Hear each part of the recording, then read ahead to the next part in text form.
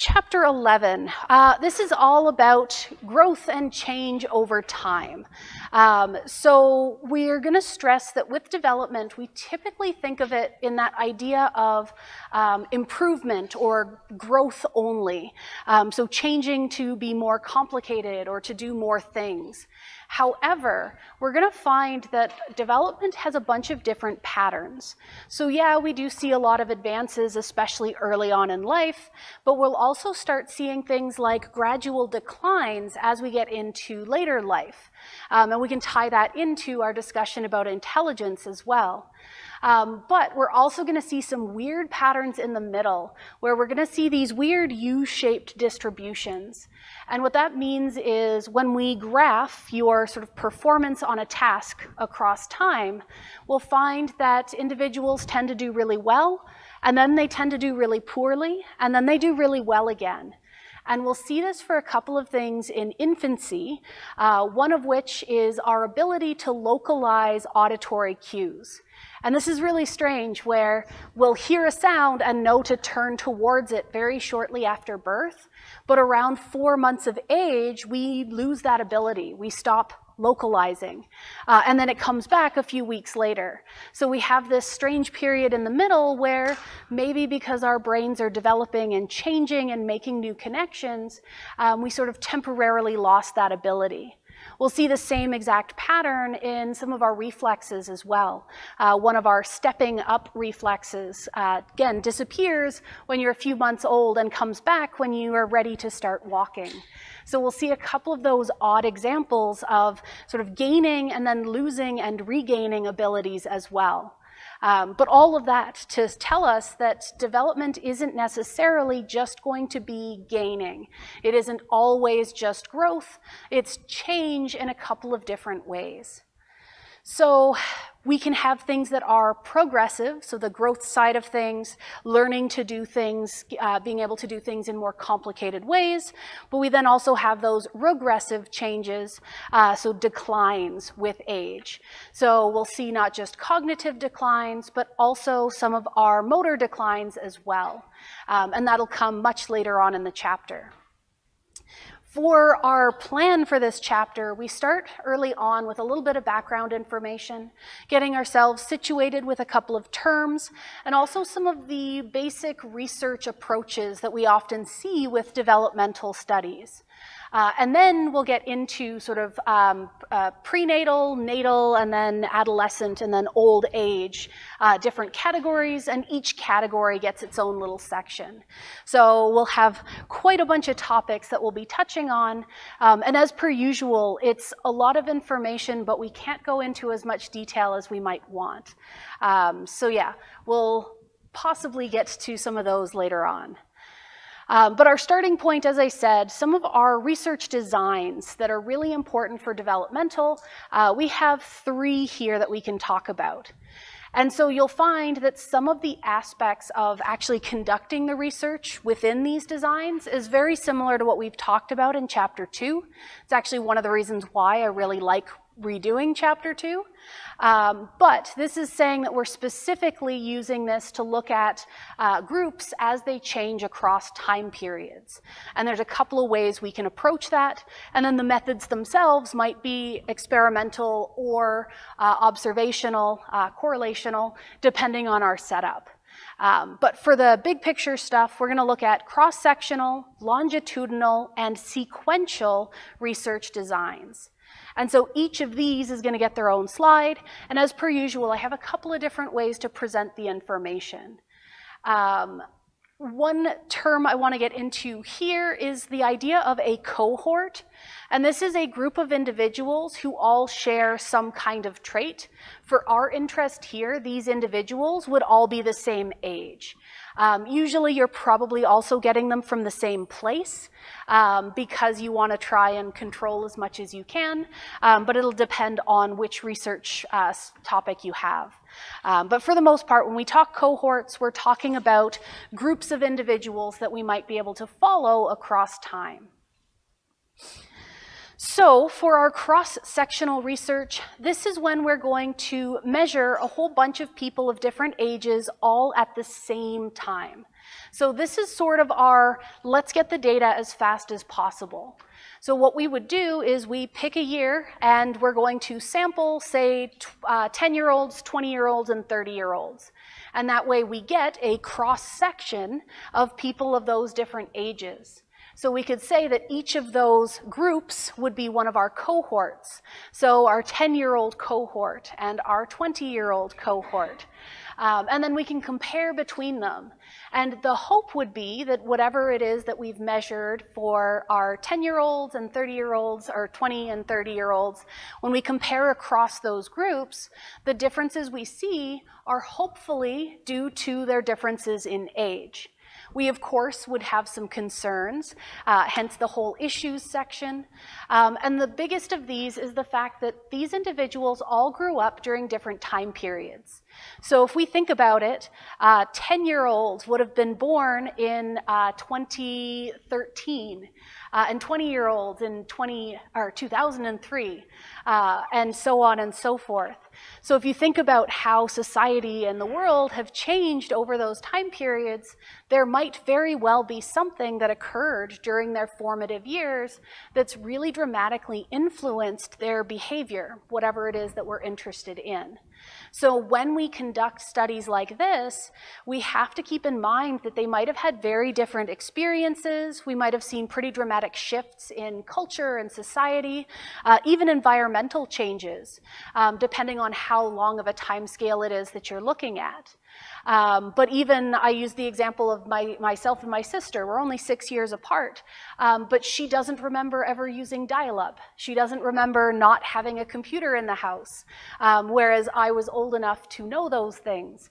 So very different experiences that might shape how we view technology, which could therefore then be tied into whatever it is we're studying. And if you go back further, think about, say, comparing your generation to your parents' generation to your grandparents' generation. Are there differences that might not just be due to age, but the time periods they grew up in? For sure. So those are things we need to keep in mind. And then for visuals, I tried to do these where different colors are going to be different age groups, and then we're going to see that we have different times, depending on which of our designs we're using. For the cross-sectional, we're saying, okay, at time 1, we measure all of these groups, all of these cohorts, all at once. And I suppose if we're talking about benefits here, because we focused a lot on the negatives, like I said when I introduced this is a quick way to get a lot of data. So you are only limited by how long it takes you to, say, administer a survey or carry out your experiment on all those groups at once. Some of the other techniques, we basically have to wait for time to pass to see how people change as they grow up. So here we get to skip that waiting for time to pass, but we have all of those other considerations to keep in mind. So next we get our longitudinal research design. And so this one is saying, okay, instead of a whole bunch of different cohorts all at once, let's do one cohort across a bunch of times, kind of flipping it on its head. So we're going to test that same cohort at a bunch of different time periods. So we're going to survey them as 10-year-olds in 2000, and then as 20-year-olds in 2010, and 30-year-olds in 2020. And obviously looking at this, we're saying, okay, so now we have to wait 20 years to see how these people are changing across time. So this is like our repeated measures that we talked about before, where we have the same group, we're just measuring them multiple times. So we have the same benefits of our repeated measures, where we get to have less of those individual differences because you're just comparing them back against themselves. The other things that we want to consider, though, the downsides being this takes a really long time. And as we have long periods of time where you have to have people continue to show up, you end up running into things where people drop out. So you'll have people stop showing up, you'll have people who move away, they're no longer interested. If you follow into older ages, maybe people are dying. So you never know who's going to come back.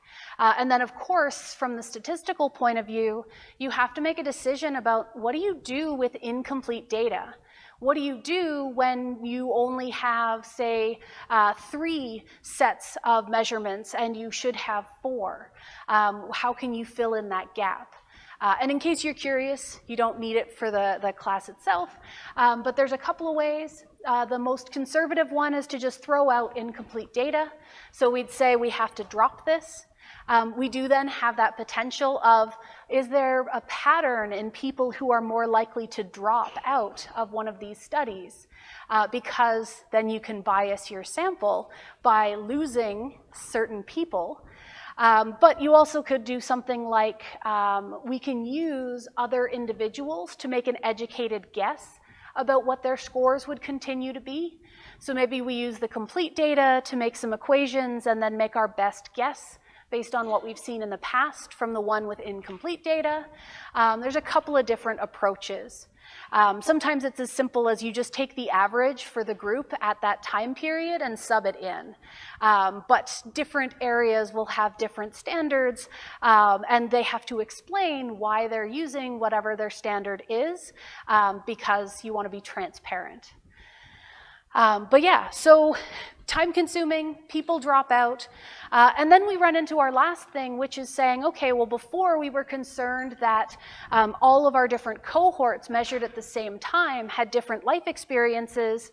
Well, now these people are all starting from the same time point, but can we actually generalize what we've found with them to other groups? Or is this something that only applies to that particular generation, people born in only that year? And we can't be certain. So if we have these problems, and you might find that some of them are sort of complementary problems, then our solution for that should make sense. But just pop in to see the visuals. This is showing all the same group, but now across multiple times, whereas the first one was the same time, but different groups. Hopefully the colors help. And then our big, let's combine the two and take the best of both worlds, is using sequential research. And so here we have a combination of cross-sectional and longitudinal designs, because now we're going to have multiple cohorts, but we're also going to follow them across multiple periods in time. So instead of just one cohort and multiple time periods, or multiple cohorts in one time period, now it's multiple of everything. And because we're doing this, now we're not limited to, is it just these specific individuals? Now we're not concerned about can we generalize, because we're looking at people born at a bunch of different times. But obviously from this is a lot more intensive in terms of data collection, and we still have that long time period that we would get from our longitudinal studies. So we still have some of those concerns. So it's a lot more comprehensive. It allows us to get around a lot of those concerns from the two before, but you invest a lot more time and effort. And if you look at some of the sort of most famous, most held up developmental research studies, some of them have taken decades to work through. So if we look at some of them, they've followed people for 60, 70, 80 years. So they have long-term data, but you're then saying, okay, well, they had to wait that long. So you can have studies where you can do your, once a decade, you can check in on their progress to see if anything's changed. So it takes a lot of commitment. And obviously they have a lot of dropout over those periods of time. All right, and so here, if you wanted sort of the written way of it, you'd say in 1 year, we're going to survey people in these ages, and then the next year, a decade later, some of these are the same, so the former 10-year-olds are now 20-year-olds, but now we have new 10-year-olds. And then again, next year, 10 years later, new 10-year-olds, the previous year's 10-year-olds are now 20, and the previous 20-year-olds are now 30, so on and so forth. And so for this one, I found this diagram isn't necessarily as helpful, but I did do a visual this way in case this works better, where our cross-sectional and our longitudinal are pretty easy to see. Again, colors to help. But For the sequential, this is showing that staggering of having those multiple cohorts. You start at the beginning and then you follow multiple cohorts over those time periods. And just for ease, I've been using sort of rounded numbers with 10-year intervals, but you can absolutely do these as check-in every 6 months. Especially in very young children, you can sometimes have these where they want you to come in every month. So it all depends on what it is you're interested in, what your demographic is, things like that. We might also want to have sort of that concern of when we have studies like this with such potentially long time commitments, it can also be really hard to recruit people into your research. So if you wander through the psychology department, you probably see a lot of advertisements for come participate, or especially do you have children, because we have developmental labs and we'd love to have you participate in research. So it's sometimes very difficult to do that recruiting. And again, thinking back to chapter 2, if we looked at recruiting only through, say, posters in the psychology department, what kind of people might we be attracting to participate in our studies? And are they necessarily representative of all people or even all university students? You'd have to see what it is you're studying. But for the most part, we'd say there's definitely a couple of levels of bias there. All right, so those are our starting points, a couple of the different ways that we can choose to sample in order to make these comparisons to look at how stuff changes over time. Like I said, different studies are going to have different preferences, different concerns. Some of them might tolerate some of our downsides of something like a cross-sectional study just to have a quick result. It all depends. And a lot of this chapter is going to be a lot of that, here's the broad picture stuff, here's what we tend to see, but each study will be different. For some of our developmental paradigms, we're going to look at some of our upcoming designs that we see, and a lot of them end up sharing some pretty similar logic. I guess to take a step back, when we're looking at developmental questions, we run into that issue where for a good chunk of our development, those early years, we're not capable of communicating the same way that we are as adults.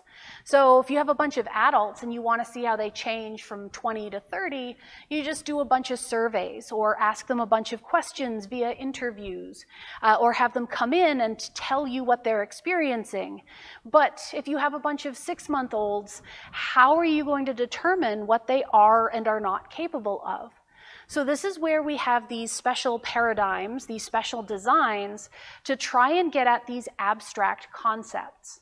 And I find this section really interesting because, as I've said before, people are not my forte for research. But non-human animal research has the same problem, where we can't ask an animal what they are experiencing or what they are seeing. So we typically have to design something where they will react one way if one thing has occurred, and they will react a different way if something else has occurred. And that logic is what we're relying on here, where we're going to set up a bunch of designs that say, if they can tell the difference, or if they pay attention to this thing, then we're going to see this outcome, this particular behavior. So we're trying to find a way to quantify these abstract concepts in the absence of the usual questions we might think of. So yeah, what are some of these? And I will say a lot of these working with infants are really odd. But the first of these is a high amplitude sucking paradigm, which is basically relying on the fact that newborns have a whole bunch of reflexes. And if you put something in their mouths, like a soother, they're going to suck on it reflexively. And so you can look at their rate of sucking, so how often are they doing that, and you can use that as a measure of interest. So if something is holding their attention, if they're really intensely interested in something, they tend to suck faster. Whereas if they're bored, they might slow down because they're looking around or not focused. So you can look at those changes in frequency to judge preference. And this doesn't have to tie to, say, food-related things. This can just be like showing them different patterns and seeing how much that's holding their attention or not. My preference are the habituation paradigms, where you might remember, but habituation is relying on the fact that if we see the same thing over and over again, we tend to get used to it. And specifically, we stop responding to it. So in my 104 class, when we talk about learning, I use the example of a fire alarm, where if the fire alarm goes off, they're testing the alarm in your building, and every 5 minutes for the next 6 hours, your alarm is going to go off for a few seconds. The first few times you probably jump quite a bit, but eventually it's going to stop affecting you. And you can still perceive it, you can still hear it, you're obviously capable of hearing the sound, but your response has changed. And so we can use that where if we habituate you to something, we show you the same thing over and over and over again, you will stop responding. This thing will no longer be pulling your attention. If we then introduce you to something that you register as different from what you've been seeing, now all of a sudden that's interesting. It's going to pull your attention again. And so if we see that you respond to some secondary stimulus, then we would make that conclusion that you see this as different from what we use to habituate you. Whereas if something new comes in and you don't react, then you're treating it the same as you did that initial stimulus, and you don't see them as being different from one another. We'll actually get to look a little bit earlier on where we use that exact same technique to determine how clear an infant's vision is at different ages. So we look at how you respond to photos with differing levels of blurriness. This can also tie into things like novelty versus familiarity, where we use something called looking time, where we see how long you stare at something, where if it's something that's it gets kind of weird to talk about like the habituation where something that you've seen a lot over and over and over again gets boring. We also then, when we look at familiarity, if we say something like your parents over a stranger, in the case of parents, a familiar face is comforting and therefore draws your attention. But if we're looking at, we show you the same thing over and over again, in that case, the repeated exposure makes it boring.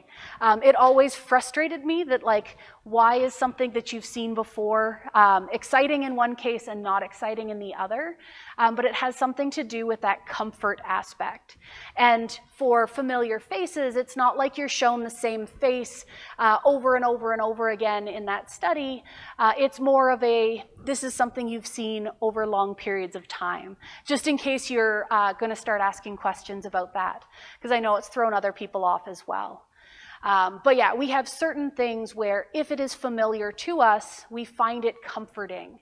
And they've used studies like that play into that for things like, do you remember hearing this song in utero? And you'll typically see that they recognize songs and voices, and even things like if they've heard a particular story before. It can be said in a new voice, but sort of the patterns that are involved in that story become familiar and comforting.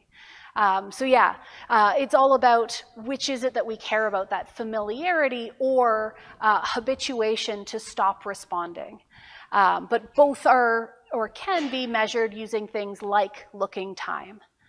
And we'll also then get into our violations of expectation, but those are really weird and will benefit from having a visual. So first off, I want to look at that looking time and habituation setup. So this is one design. As per usual, I have borrowed this from one of my other classes. This is from one of my learning classes. And this is showing visual fixation in infants. So visual fixation is just how long do you stare at this thing, hence looking time. But they show an image, and here they have two different images of differing intensity. And the graph here is actually showing how quickly we habituate to it. So how long do they look at it before they look away, before it becomes boring? And so a higher number on this axis is saying they're looking for longer. And as we have more trials, that's just how often are we showing this image to you. And these would usually be a few seconds apart. And so with our open circles, that's the more complicated pattern. And typically, more complicated visual stimuli are going to be more interesting. That complexity makes it cool to look at. And so we actually see this sort of spike at the beginning, which if you go into learning, you'll learn that that's sort of a brief sensitization spike where it becomes extra interesting because it's complicated. We do not need to know that. But what we care about after that is, yeah, we still see that habituation, but it's a much slower process. Whereas if we have our simple stimulus, the closed circles, we're seeing that that drops off a lot faster. And even once they're used to them, they look at the less complicated stimulus for a lot shorter periods of time.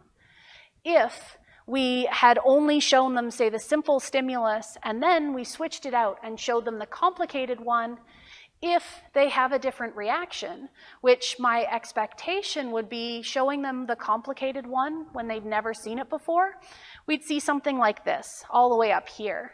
And seeing that would tell us that they can see the difference between a simple stimulus and a complicated stimulus because they reacted very differently to them.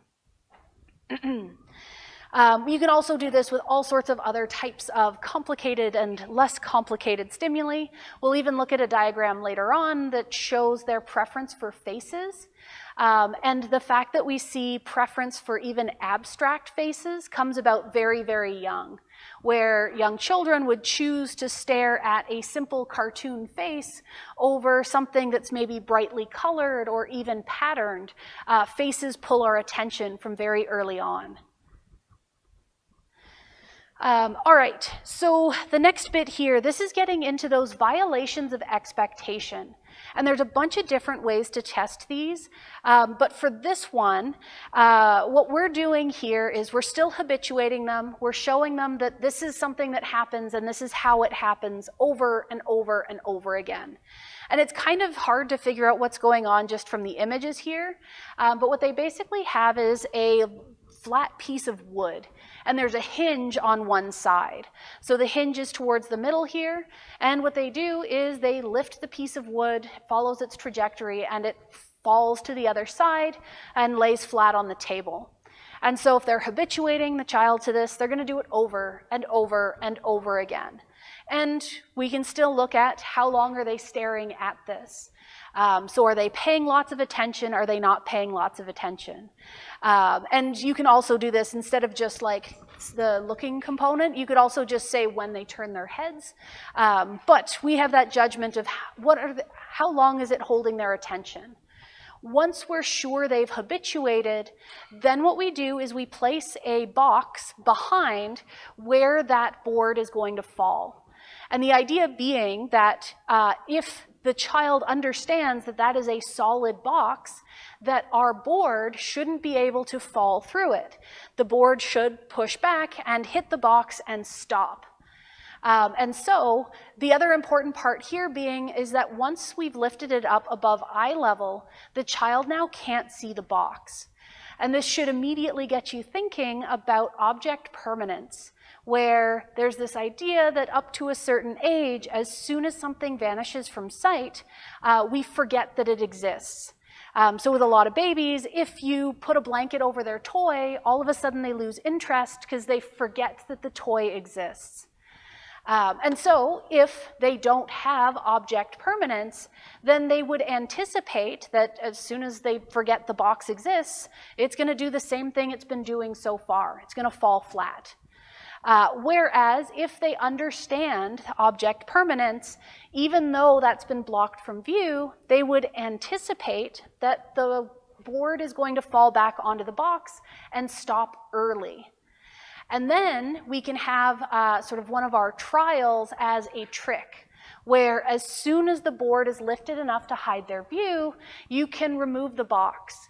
And in that case, when it falls flat, if that's surprising to them, if they weren't expecting it to behave like that, because they anticipated the block stopping the movement, then we'd say that they do have object permanence. They knew that the block was there, and this impossible event was surprising to them. And how do we measure surprise? They stare at it for longer. It's going to hold their attention more. So when something is unexpected, it's exciting and it holds their gaze. So in this situation, if they react differently, then they have that concept of there should be a box here and it should stop the motion. But if they don't have object permanence, then this impossible event wouldn't have surprised them and they wouldn't react any differently from any of those habituation trials. And so you can compare their reaction to different types of these events and make that determination of what they do and don't know. There are other variations of this, and once again, they've done this in non-human animals. I've seen a similar one with both dogs and gorillas, of all things. But what they do is they'll have a screen that blocks your view, and they'll have a couple of ramps. The idea being that you would roll a ball down the ramp so it disappears in the top corner and reappears in the bottom corner. And if you understand that the ball continues to exist, you would then anticipate it exiting in that bottom corner. And you can show them over and over and over again that this happens, and then maybe there's a trial where the ball comes out somewhere else or doesn't come out at all. Are they now surprised? Do they spend a lot of time looking at it to figure out what goes on? And sometimes, especially when you work with some of the other primates, they'll actually go and investigate. They're so curious about what the heck happened that they want to go and see what's gone wrong. And in those cases, once again, if they treat that as surprising, as different, that shows you that they had that concept, that anticipation present. Another recent example of this on social media was when people were doing that trick with the blankets for their pets, and they would hold it up and then disappear behind it and drop it. And you'd find that different species would be more or less reactive. That can also be a measure of object permanence. And you'll find a lot of variation, but I especially enjoyed, as per usual, all the bird videos, because a lot of parrots get very vocal when their people vanish. But the dogs were pretty neat too, because some of them do sort of expect them to be there. All right, so those are a couple of things that we can look at. Some other ones are the false belief paradigms. These have a whole bunch of different names, but there's a bunch of conventions that you typically see over and over again. False belief paradigms are used to measure theory of mind. And we'll talk more about theory of mind later on, but as a brief introduction, theory of mind is just this idea that you understand that your own thoughts and your own knowledge and your own internal processes are yours, and that other people can have their own thoughts and their own knowledge that can be separate from yours. I usually point out that with children, there's usually an age where they start being able to lie. It's like they've figured out that this is something they can get away with, and that's when they develop their theory of mind. Before that, they don't try to lie because they assume that if they know they're not telling the truth, you know they're not telling the truth either. Whereas once they've developed that theory of mind, now they're going to sort of understand that I can withhold information, and if you don't have the true information, then you don't know that I'm lying. And so there's that age where when they figure it out, it's new and shiny and exciting, so they tend to do it very often. But some of our assessments for this are seeing, do you grasp that idea that you might have information that someone else doesn't? And don't think I have a slide for elicited imitation paradigm, so I'm just going to do that here before I show you an example of the false belief paradigms. But elicited imitation is just what it sounds like. It's you get somebody to copy your behavior when you've told them to copy that behavior. And it's specifically used to see if they can remember the actions that you carried out and could then do those themselves. So it can get into things like muscle movement and can you copy those specific behaviors, but it can also be tests of how long you can remember things, especially if they maybe distract you in between. But we won't talk too much more about those. The other ones are used a whole lot more, at least for our discussions. All right, so as promised, one of our false belief paradigms, they call this the Smarties task, which has always bothered me, just a little bit of a rant. So in Canada, Smarties being the chocolates that are coated in candy. In the US, Smarties are what we call rockets, neither of which is what this box looks like. So I always include it because I either have very useful diagrams or ones that make me mad for some reason. But for this one, we have the researcher and the child, and you show them this box and it says Smarties on it. So something the child is familiar with. And you say, okay, what is in this box? And they're going to assume that the outside of the box is truthful. They don't have any other reason to think you might have something weird in the box, so they say Smarties. And then we get them to open the box. They see that it's not actually Smarties, it's pencils. And then we're saying, okay, you've learned new information. It looks like it's Smarties, but it's actually pencils. So let's close the box back up and let's go show this to somebody else. If we go show this to your friend Jenny, what's she going to say is in the box? And if the child has passed that theory of mind threshold, they would say, well, she's going to assume there's Smarties in this box because that's what I assumed and there's no reason not to think there's Smarties here. Whereas if you don't have theory of mind, then you're going to say pencils because you know there's pencils and therefore everyone knows it's pencils too.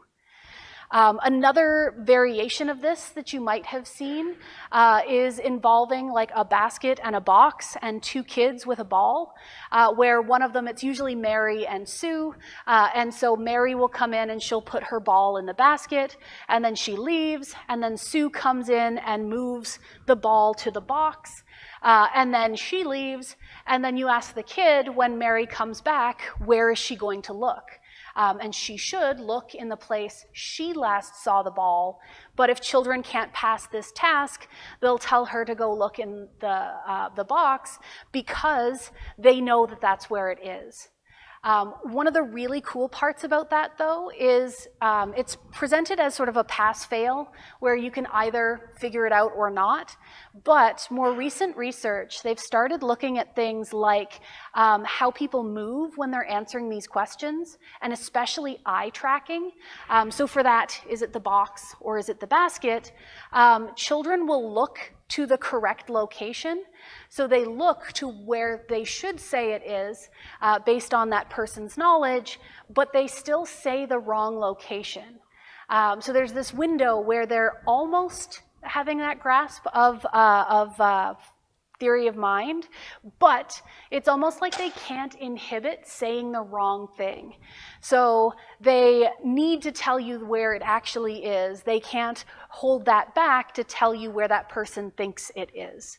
And there's a bunch of research that gets into this and why that might be the case. There's been a couple of theories that actually link this to individuals with autism spectrum disorder, where it was originally thought that people with the disorder would actually fail this task more often because they have trouble putting themselves in other shoes. But depending on how the task is framed, sometimes they end up performing better. It really just depends on which paper, which research study it is that you're looking at. But yeah, the extra stuff in the background isn't super important, more just here's how they work. But for those who are interested, I always include little tidbits.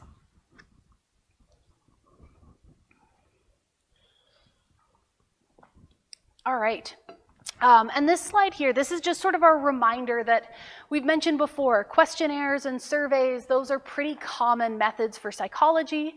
They are massively employed within developmental research.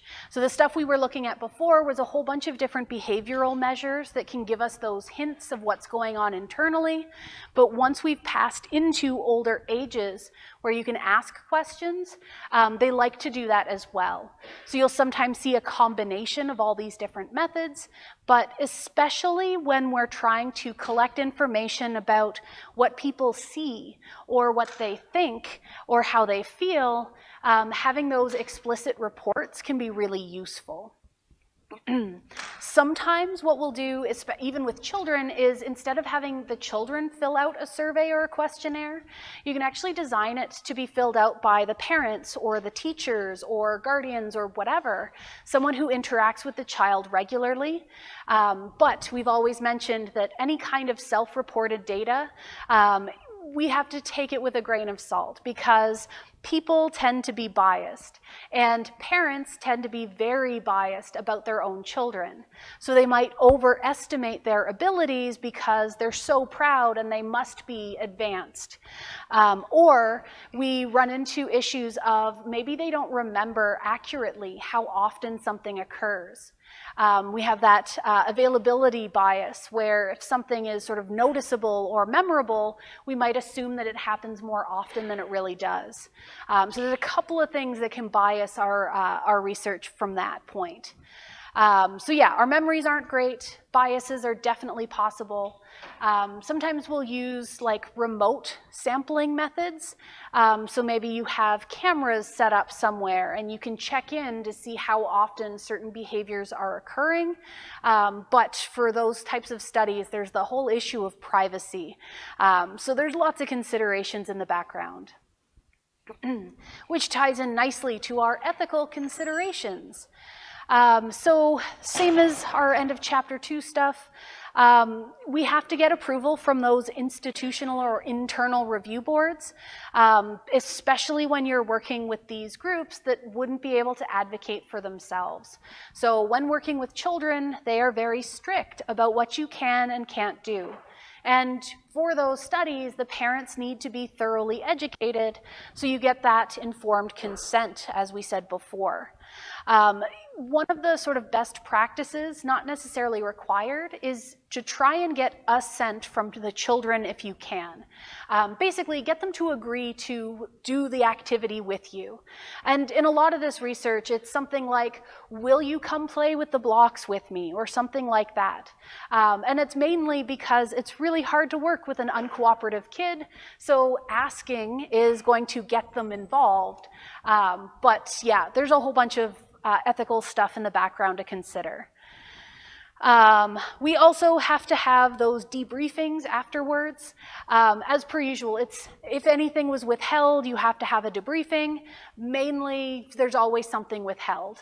So you're probably always having a debriefing. But it's especially important when you're working with children of like, hey, here's what we did, here's why we did it, here's maybe something to watch for or to expect, just to make sure that this hasn't negatively affected them in any way. We also have to have that consideration of what is it exactly that we're testing or measuring, because you can't manipulate certain things. And even if we go into a little more abstractly, if we get into things like how does, from our correlational studies, we were looking at things like how does growing up in a low socioeconomic status household affect whatever? Or how does having lived in an abusive household affect whatever? In those situations, there's actually rules about if researchers should sort of step in and alert authorities and things like that, because you can't observe bad things happening. It's one of those where if you are getting those types of studies, it's after the fact, something that wasn't possible to intervene in. I know that's something I go into a lot more detail in methods courses, but I don't think we touched on it here. But definitely something to keep in mind on that ethical standpoint. Before we get too far off the beaten path, our practical considerations. We already talked about the difficulty of finding participants. It is very hard to recruit people. Like I've said, we use our convenience samples of our research pools, but that means that we have lots and lots of people of university age and very few people of any other demographic. So we definitely have some of those limitations, and a lot of that leads to fairly biased samples. So we have to be pretty cautious in those situations in how we interpret our results. So that leads to those homogeneous samples where they're often people who, say, have an association with the psychology department, or they do a lot of recruiting at, say, hospitals. So people come into the maternity ward to have their children, and there's sort of questionnaires or things available, posters everywhere. And so it would be whoever happens to be in that hospital at that time. So yeah, considerations in terms of bias there. And all of that, having a non-representative or biased sample can definitely affect our generalizability of those research findings. So not only were we concerned about things like generalizing with our cross-sectional work, we can be concerned about the samples themselves, even if we did one of the better designs. So we have a lot of critical considerations in the background, which by now should be sort of second nature. We've done this enough from all the other topics. We're always thinking critically about what else do we need to be aware of. All right, so our next section here, we're finally getting into prenatal development.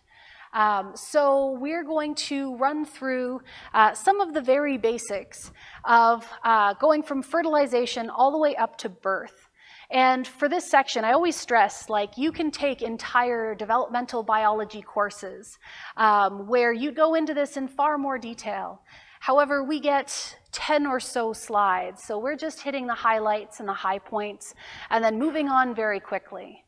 But our overall view here is we're going to talk about our germinal stage, where our organism is called the zygote, up to 2 weeks. So that's going to be from fertilization to implantation.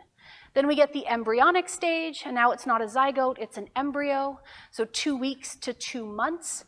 And then we get into the fetal stage, so now not an embryo, but a fetus, 2 months all the way through to birth. And each of these stages is sort of recognized for different qualities, different specializations. And just looking at sort of the changes here, we'll find that there's really rapid development where we go from a single cell to many, many cells to things that have sort of visible features very, very quickly here. And this shows some of that progression where we start with even early expressions, things like smiling and frowning, all the way back at 12 weeks. And then heartbeat getting stronger, things like our visual and auditory senses starting to develop. These are kind of interesting because we'll talk about it, but our auditory senses, those are developed and then being used even while still in utero. So in this situation, this is why you can recognize a mother's voice after birth, because you've gotten used to hearing that voice. Our visual system does also develop, but we don't have exposure to light stimuli. So we don't have that refinement yet. So while we're born with pretty good hearing, our vision is absolutely terrible to begin with. And it'll very rapidly refine and get better, but because of that lack of stimulation early on, we don't have the best functionality there. Into the later months here, or I guess later weeks, is when we start seeing a lot more refinement and fine details. And this is the sort of stuff that will look at the cutoff for, say, survival or viability for premature births. But some of this could be completed outside of the womb. So even if you are born premature, your development will still continue and you'll catch up to other babies around the same age. There's just a little bit of a lag to begin with. And we'll find that for one of our diagrams, we'll look at how things like visual acuity can catch up. So we have a graph where we'll have children born with cataracts. So their eyes don't have the chance to develop until they get them removed. And they pick up to normal levels very, very quickly. So we'll find over and over again that in our early years, in these early stages, our brains are very flexible. So we'll talk a lot about plasticity and reorganization, where our brains and other parts of our bodies can change and grow and adapt very well. But yeah, we'll come back to a bunch of that. So if we're starting at fertilization, probably remember this from bio classes, but we have a sperm and ovum, an egg cell, end up fusing to create a zygote. And if you remember back to talking about chromosomes and some of the bio stuff, we start off receiving sort of one set of chromosomes from our mother and one set from our father, so that when they come together in that fertilized cell, that's when we're going to have two sets of all of our chromosomes. So we end up with 46 total, and they exist in pairs, so 23 pairs. And once that fertilization occurs, it actually occurs up in the fallopian tubes, and then eventually we have implantation. And that's that division between our germinal stage and the embryonic stage is about the 2 weeks that it takes to reach implantation. And during this stage, once fertilization has occurred, our key characteristic is that we have very, very rapid cell division. And so we can talk about it being a blastocyst now, because we go from 1 cell to 2 to 4 to 8 and so on, until we're at the point of having thousands of cells created per second. It ends up being ridiculously fast, but it doesn't form into a solid mass. It's a hollow ball, and that hollow shape is going to end up having these cells migrate in fairly predictable patterns. And once again, if you get into developmental bio, they can look at early locations of these cells and let you know what they're going to become later on. So one of the things that we'll recognize early, if you get to look up close, are things like a neural groove. It ends up being sort of like a dent, a crevice along one side, and that ends up folding in and making your spinal cord. And one of the ends up expanding and it becomes your brain.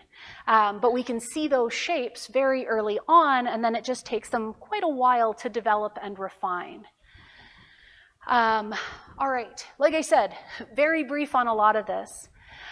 We can revisit our discussion about our types of twins here.